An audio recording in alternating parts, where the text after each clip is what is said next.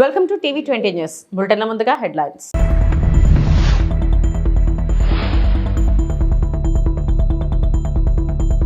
భారతీయుల రక్తంలోనే వ్యాపార లక్షణాలు ఏపీ సీఎం చంద్రబాబు.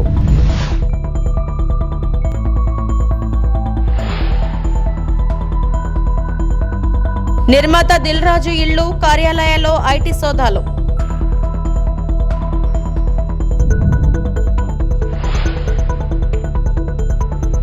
స్థిరాస్తి దళారుపై చేయి చేసుకున్న ఎంపీ ఈటల రాజేంద్ర.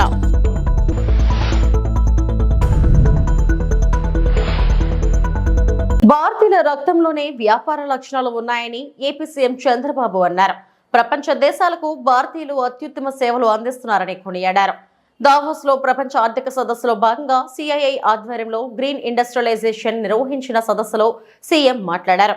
మీ అందరినీ చూస్తుంటే నాలో నమ్మకం పెరిగింది. భవిష్యత్తులో నా కళలు నిజమవుతాయన్న నమ్మకం కలిగింది.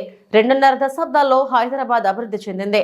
భారత్లో అత్యంత నివాసయోగ్యమైన నగరంగా తీర్చిదిద్దడంలో ఎంతో కృషి చేశాం. అన్ని రంగాల్లో అభివృద్ధి చేశాం. 25 ఏళ్ల కిందట బిల్ గేట్స్ ఐటీ సేవలను తీసుకొచ్చారు. 1991లో దేశంలో ఆర్థిక సంస్కరణలను ప్రవేశపెట్టారు.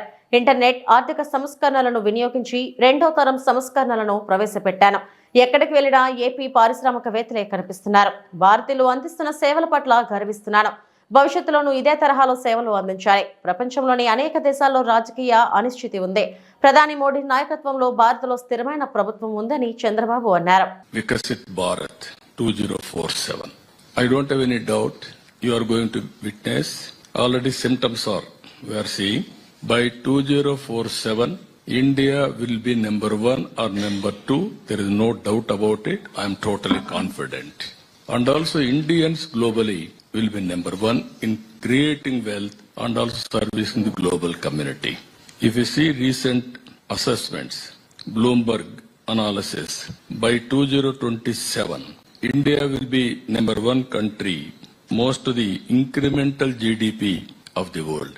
As on today, we are doing from 2028 onwards. That is the era for India that is going to happen. Even if you see here, so many assessments are coming. And also India is only the country which is having advantage of demographic dividend advantage another 20-25 years. All developed countries have failed in management of population. India, if we can manage, we can do service to the community globally.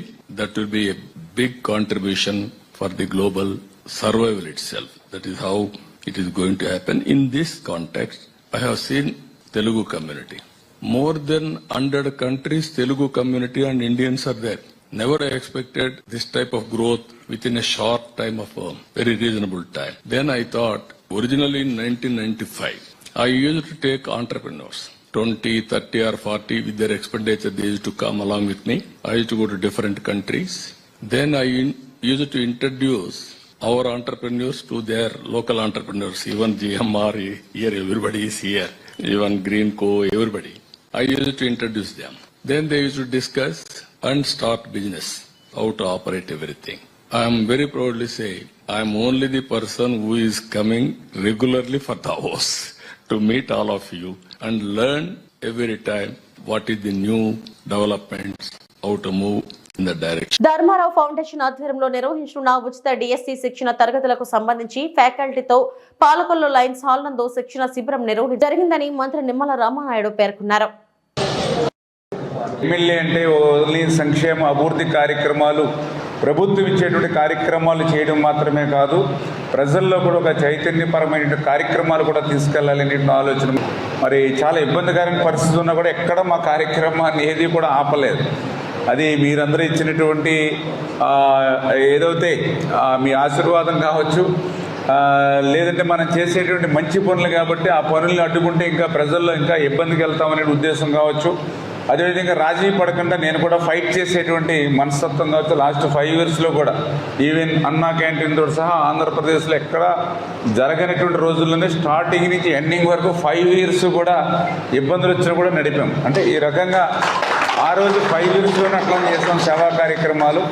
అదేవిధంగా ఈవేళ అధికారంలో ఉన్న మంత్రిగా ఉన్న కార్యక్రమాలు ఇంకా పెంచుకుంటూనే ఎప్పుడు పనిచేస్తూ మనం ఏ ఉద్దేశంతో ఏ లక్ష్యంతో అయితే రాజకీయాల్లోకి వచ్చామో అది మర్చిపోకూడదు అనేటువంటి లక్ష్యంతో పనిచేస్తూ మరి ఈరోజు డిఎస్సి ఏదైతే నాకు దగ్గర కూడా చాలామంది స్టూడెంట్స్ సార్ మీరు ఎన్నో కార్యక్రమాలు చేస్తూ ఉన్నారు, కొంచెం డిఎస్సి కోచింగ్ ఉంది, మరి ఎక్కడికో మేము ఇతరత్ర కోచింగ్ సెంటర్లకి పోవాలని అంటే మేము ఇక్కడ ఇంటి దగ్గర నుంచి వెళ్ళాలంటే ఆడపిల్లలం పర్టికులర్గా కొద్ది ఫ్యామిలీస్ ఇబ్బందులు ఉంటాయి, కొంచెం మాకు ఇక్కడ ఏదైనా పాలకుల్లో మీరు ఫౌండేషన్ ద్వారా ఏర్పాటు చేస్తే మాకు మేలు జరుగుతుందని పర్టికులర్గా ఆడపిల్లలు మహిళలు చాలామంది కోరిన మీదట నాకు కూడా ఆలోచన వచ్చి మరి ఈ కార్యక్రమం తీసుకుంటే చాలామందికి ఉపయోగపడుతుందని చెప్పి మనం కూడా అప్లికేషన్స్ని తీసుకోమని చెప్పాం.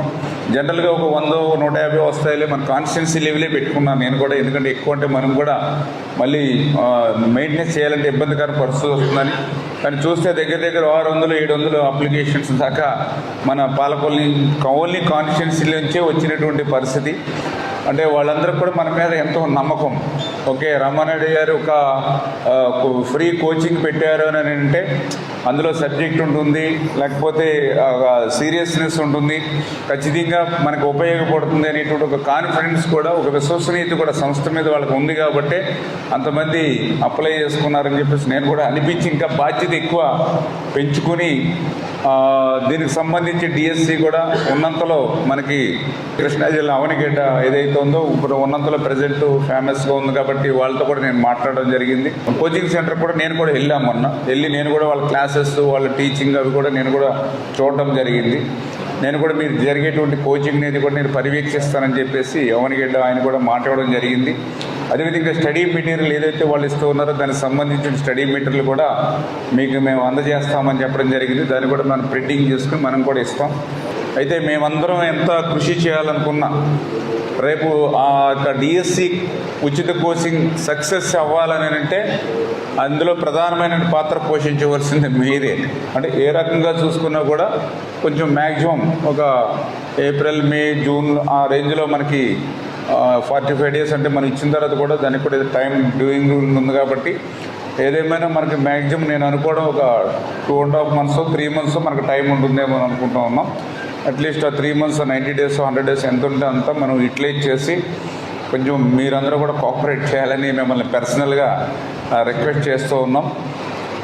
ఏదైతే మీరు కూడా కొద్దిగా కష్టపడి మీరు ఏదైతే పని చేస్తారో తప్పనిసరిగా మేము కూడా మీరు చేసినటువంటి కృషి కానీ మీరు మాకు ఇచ్చేటువంటి సర్వీస్ కానీ నేను కూడా మీకు ఎప్పుడు కూడా రుణపడి మీకు ఎప్పుడు. బీజేపీ ఎంపీ ఈటెల రాజేంద్ర ఓ స్థిరాస్తి దళారిపై చేయి చేసుకున్నారు. మేడ్చల్ జిల్లా పోచారం మున్సిపాలిటీ పరిధిలోని ఈ ఘటన చోటు చేసుకుంది. మున్సిపాలిటీలోని ఏకశిలానగర్లో మంగళవారం ఈటెల పర్యటించారు. బాధితుల ఫిర్యాదుతో స్థిరాస్తి దఖారిపై ఈటెల ఆగ్రహం వ్యక్తం చేశారు. ఈ క్రమంలో ఆయనపై చేయి చేసుకున్నారు. ఇంటి స్థలాల యజమానులను ఇబ్బంది పెడుతున్నారని ఎంపీ మండిపడ్డారు. ఈ సందర్భంగా ఈటెల మాట్లాడుతూ పేదలు కొనుక్కున్న జాగాలకు బీజేపీ అండగా ఉంటుంది, కొందరు అధికారులు బ్రోకర్లకు కొమ్ము కాస్తున్నారు. భూములు కొనుక్కున్న పేదల సమస్యలపై కలెక్టర్ సిపితో మాట్లాడాను. కొందరు దొంగ పత్రాలతో పేదల భూములను లాక్కుంటున్నారు. బ్రోకర్లకు సహకరించే అధికారులపై చర్యలు తీసుకోవాలి. దళారులతో పోలీసులు అధికారులు కుమ్ముక్కవుతున్నారు. కూల్చివేతలు తప్ప పేదల కన్నీళ్లు పట్టించుకోవడం లేదని ఆగ్రహం వ్యక్తం చేశారు.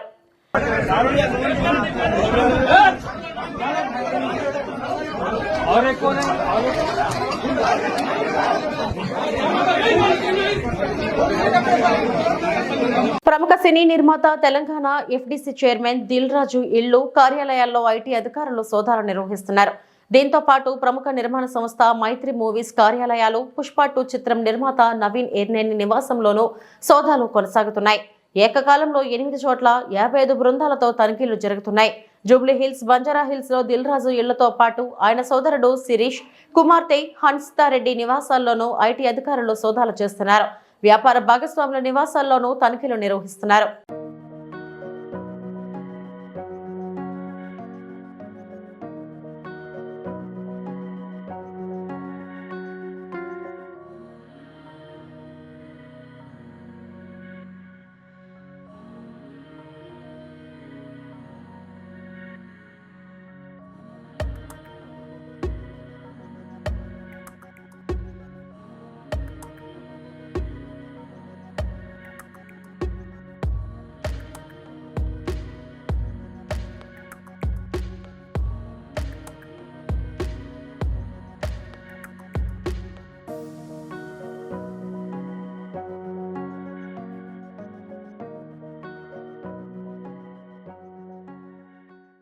సిద్దిపేట జిల్లాలోని రంగనాయక సాగర్ జలాశయం నీటితో నిండడంపై మాజీ మంత్రి బారాస శాసనసభ్యుడు హరీష్ రావు హర్షం వ్యక్తం చేశారు.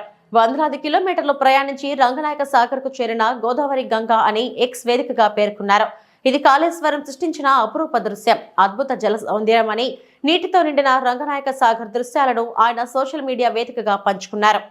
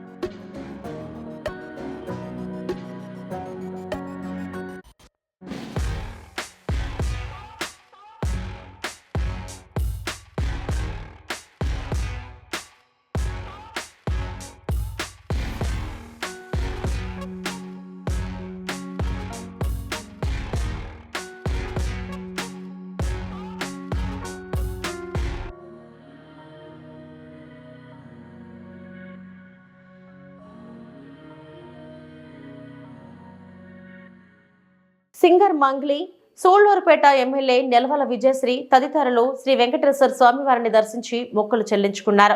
దర్శనం అనంతరం వీరికి ఆలయ రంగనాయకుల మండపంలో వేద పండితులు వేదాశీర్వచనం, ఆలయ అధికారులు తీర్థ ప్రసాదాలను అందజేశారు.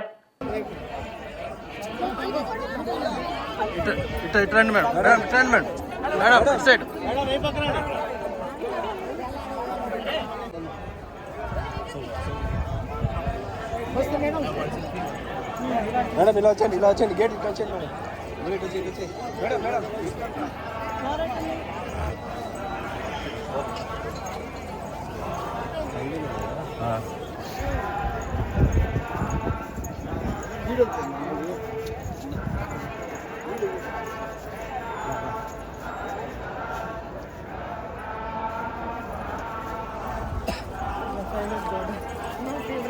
కానీ వచ్చండి.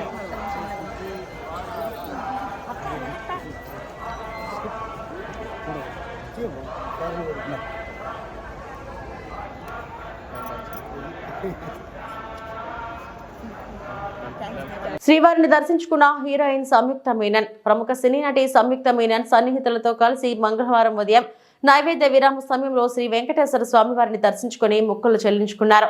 దర్శనం అనంతరం వీరికి ఆలయ రంగనాయకుల మండపంలో ఆలయ అధికారులు తీర్థ ప్రసాదాలను అందజేశారు. అనంతరం సంయుక్త మీనన్ను చూసేందుకు భక్తులు ఎగబడి కొందరు సెల్ఫీలు దిగారు.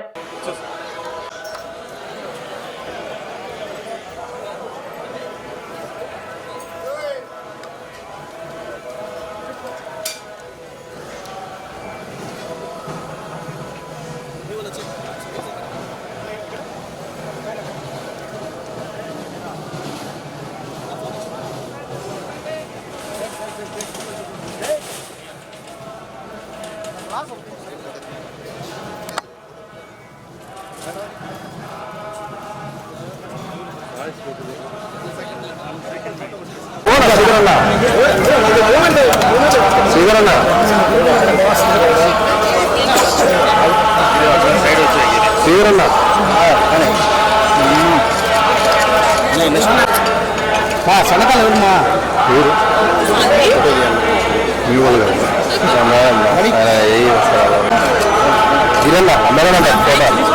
స్ట్రైట్ గా వచ్చి నిలబడుతుంది.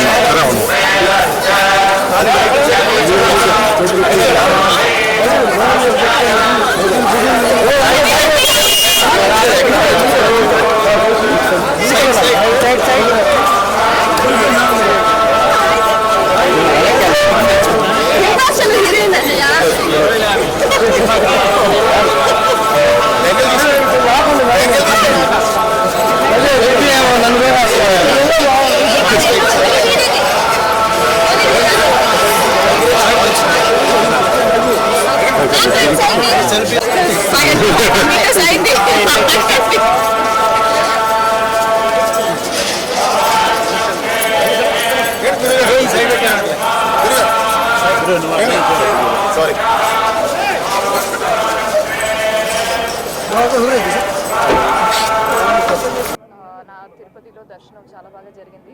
చాలా సంతోషంగా ఆనందంగా ఉంది. ఏంటో తిరుపతి నాకు చాలా క్లోజ్. ఏం చెప్పాలో తెలీదు. బాలాజీ దర్శనం చేస్తే లైఫ్ చాలా బాగా జరుగుతుంది అని నా నమ్మకం. సో దిస్ ఇయర్ నాకు చాలా ఇంపార్టెంట్. చాలా మూవీస్ వస్తున్నాయి. సో నాకు మాత్రం కాదు, నేను నాతో పాటు వర్క్ చేస్తున్న అందరికీ చాలా మంచి ఒక ఇయర్ రావాలి అని కోరుకున్నాను. ప్రాజెక్ట్స్ 4-5 ప్రాజెక్ట్స్ చేస్తున్నానండి. సో అవన్నీ కలిసి బ్యాక్ టు బ్యాక్ వస్తుంది, రిలీజ్ అవుతుంది. ఆంధ్రప్రదేశ్లోని మొట్టమొదటిసారిగా టోటల్ రోబోటిక్ కోలెక్టమీని విజయవంతంగా పూర్తి చేయడంతో robotic surgery Visakha care hospital అగ్రహారంగా నిలిచింది. ఈ సర్జరీలో 25 ఏళ్ల కుర్రాడికి సుమారు 5 గంటల సమయంలో ఈ శస్త్రచికిత్స పూర్తి చేశారు. తరచూ పొత్తు కడుపును ఓపెన్ చేసే సాంప్రదాయక శస్త్రచికిత్స వలె కాకుండా సంచలనాత్మక రోబోటిక్ టెక్నాలజీతో ఈ శస్త్రచికిత్స కొత్త ప్రమాణాన్ని మేల్కొల్పింది. సర్జికల్ గ్యాస్ట్రో ఎంట్రాలజిస్ట్ డాక్టర్ బిశ్వబసుదాస్ ప్రయాణం మరియు ప్రక్రియ గురించి మాట్లాడుతూ రోగి దీర్ఘకాలిక రక్తస్రావం, రక్తహీనత మరియు స్టెరాయిడ్స్ పై ఆధారపడటం వంటి బలహీనపరిచేతో దీర్ఘకాలిక చికిత్స మరియు రక్త మార్పిడి ఉన్నప్పటికీ లక్షణాలు కొనసాగాయి.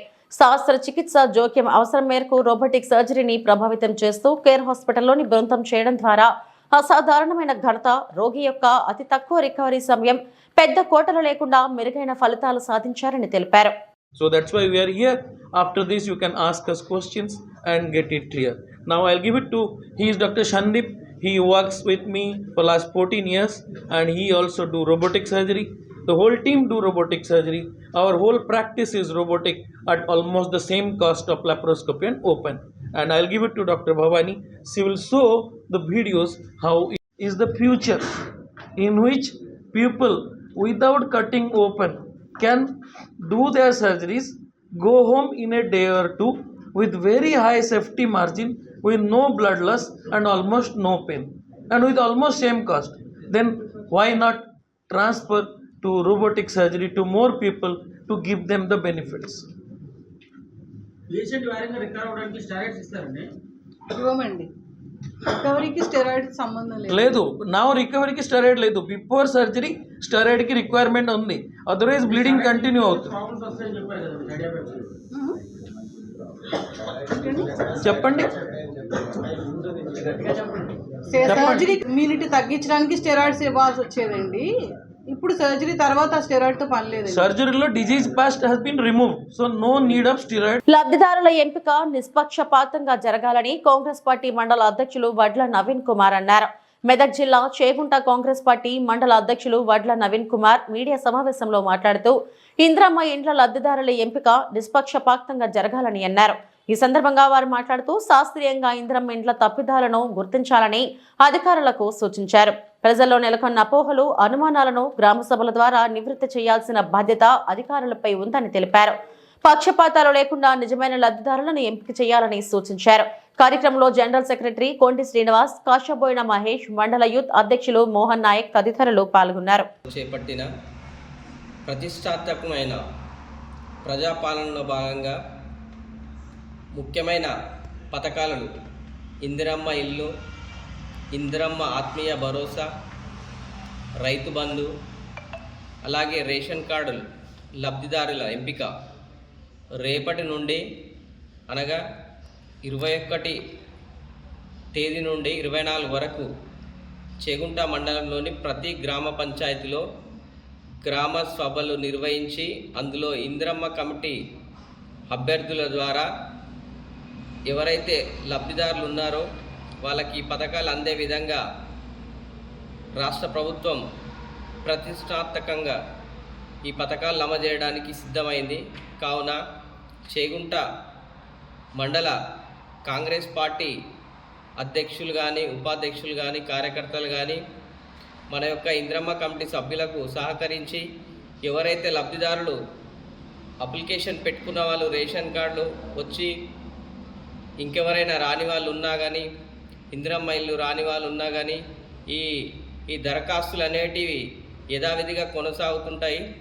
మళ్ళీ రేపటి నుంచి అక్కడనే ఈ ప్రభుత్వ పథకాలకు అప్లికేషన్ ఫామ్స్ కూడా గ్రామ కార్యదర్శుల ద్వారా అందజేయబడతాయి. అక్కడనే రానివారు ఉంటే దరఖాస్తు చేసుకోగలరు. ఈ స్కీమ్లు యథావిధిగా కొనసాగుతాయి. కావున ఎవరి మాటలు నమ్మకుండా ఇంతటితో ఈ స్కీములు ఆగిపోయినాయి, చివరి దరఖాస్తు తేదీ అనేది ఏం లేదు.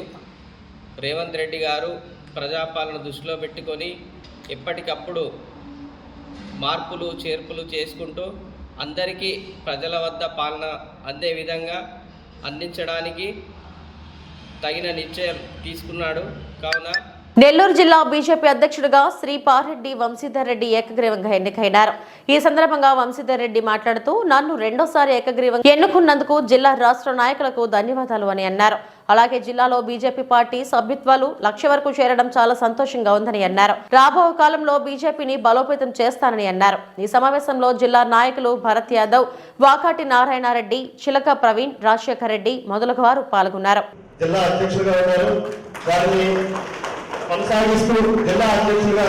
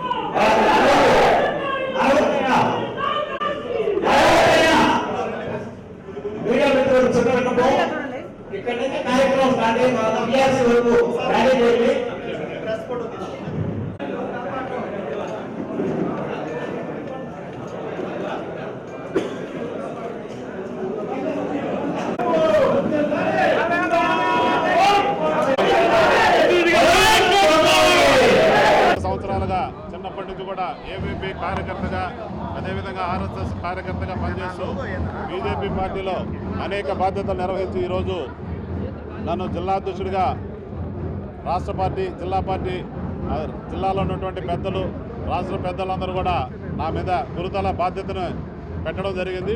దీన్ని ఖచ్చితంగా పెద్దలు ఏదైతే నా మీద ఆశించి అందరినీ కలుపుకొని పోయి పనిచేసే విధంగా ప్రయత్నం చేస్తారని నా మీద పెట్టినటువంటి బాధ్యతను నేను నిర్వహిస్తానని తెలియజేస్తున్నాను. ఈరోజు ఏదైతే రాష్ట్ర పార్టీ చెప్పి ఈరోజు మాకు గతంలో కూడా నేను జిల్లా అధ్యక్షుడిగా పనిచేశాను. 1 సంవత్సరం 4 నెలలు పూర్తయింది.